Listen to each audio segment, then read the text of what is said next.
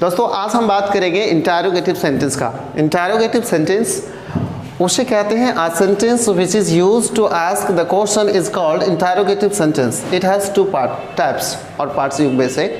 तो कि interrogative sentence means what? Interrogative sentence के मतलब वह वाक्य जिसका प्रयोग क्वेश्चन पूछने के लिए किया जाता है। क्या करने के लिए? क्वेश्चन पूछने के लिए किया जाता है। अब जिस वाक्य का प्रयोग क्वेश्चन पूछने के लिए करेंगे वो तो इंटरोगेटिव होगा। इसके दो आई थिंक रूप है, दो प्रकार के होते हैं ये। पहला एस या नो और दूसरा है आई थिंक WH क्वेश्चन, जिसका बात आज हम नहीं करेंगे। पहला का बात करेंगे एस या no question means what? Yes या नो क्वेश्चन मीन्स कि वह क्वेश्चन जिसका जवाब हाँ या ना में रिप्लाई किया जा सकता है, यानी एस या नो से दिया जा सकता है। फॉर एग्जाम्पल अगर मैं आपसे पूछूं क्या आप एक शिक्षक हैं तो आप कहेंगे यस या तो कहेंगे नो। यदि मैं आपसे पूछूं क्या आपके पास एक कार है तो आप कहेंगे या तो कहेंगे no.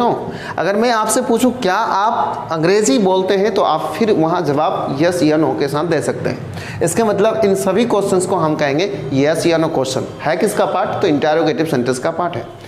My dear students, if you want to speak English, then for you this is very beneficial and very important. We should watch this video till the end, and you have to practice these questions, this system daily, so that you may rise your English and improve your English daily. Okay.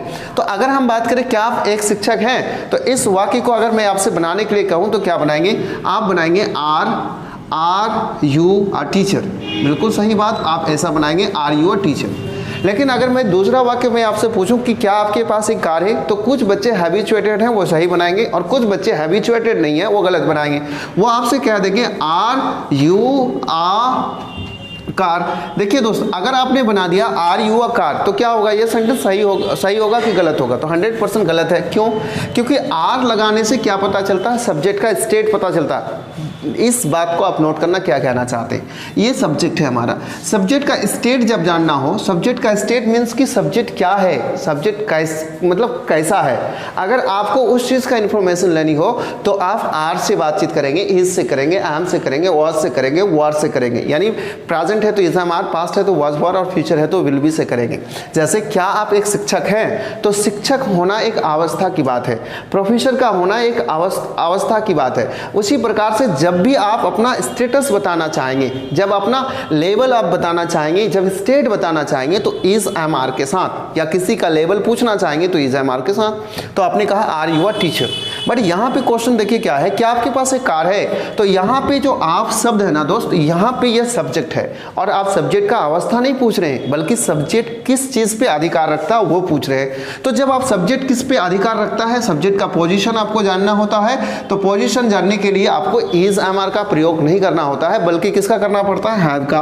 तो आप कहेंगे have you a car, have you a car, और यह sentence हमारा 100% सही हो जाएगा। लेकिन हाँ, यह बेसिक इंग्लिश में सही माना जाएगा, थोड़ा सा एडवांस इंग्लिश में इसको गलत माना जाएगा, तब सही माना जाएगा do you have a car. लेकिन हम थोड़ा एडवांस इंग्लिश का बात अभी नहीं करेंगे, बिल्कुल बेसिक का ही बात कर लेते हैं, have you a car. So please अगर आज के बाद आपको किसी से बात करना हो और पूछना हो उसकी अवस्था के बारे में, तो इज एम आर से पूछो, आर यू ये, आर यू वो, are you that, are you that. आप इस तरह से पूछते रहो। अगर आपको किसी का अधिकार के बारे में पूछना चाहते हैं तो आप हैव यू और फिर उसके बाद पूछते रहो और बहुत सारे क्वेश्चंस कर सकते हो, बातचीत कर सकते हो। अगला क्वेश्चन देखो, क्या आप अंग्रेजी बोलते हो? यहाँ पर देखो क्या है, सब्जेक्ट हमारा क्या है?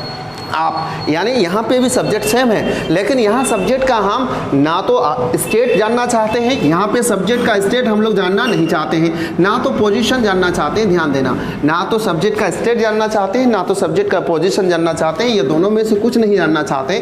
फिर क्या जानना चाहते हैं? तो हम सब्जेक्ट का क्या जानना चाहते हैं जी? हैबिट जानना चाहते हैं।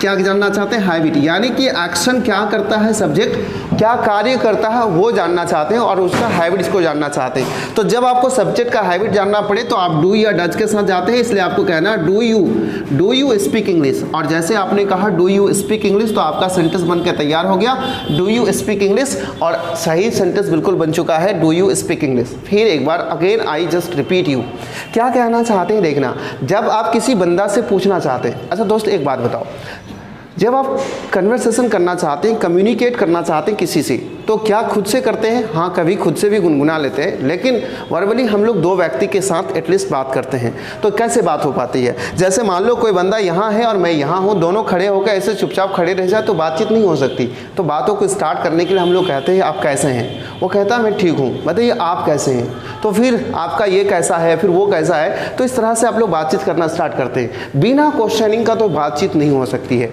बिना क्वेश्चन का कभी बातचीत संभव नहीं है। तो आपको सबसे पहले अंग्रेजी सीखना अगर चाहते हैं तो आपका स्टार्टिंग ही यहाँ से होना चाहिए। How to ask the question, question कैसे पूछा जाए, कब हम लोग किस प्रकार की बात कर रहे हैं। आपको एक इंपॉर्टेंट चीज़ बताते हैं। अंग्रेजी सीखने के लिए केवल आपको कितने वर्ड्स जानना चाहिए?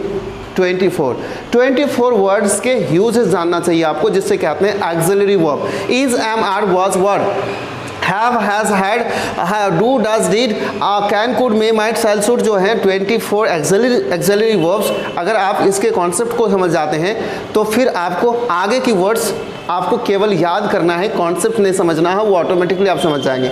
लेकिन ये जो 24 वर्ड्स हैं जो एक्सिलरी वर्ब्स है, इसको आप याद नहीं करें बल्कि इसका यूज को समझे, इसके कॉन्सेप्ट को समझो। ये ग्रामर है, इसके कॉन्सेप्ट को समझना पड़ेगा।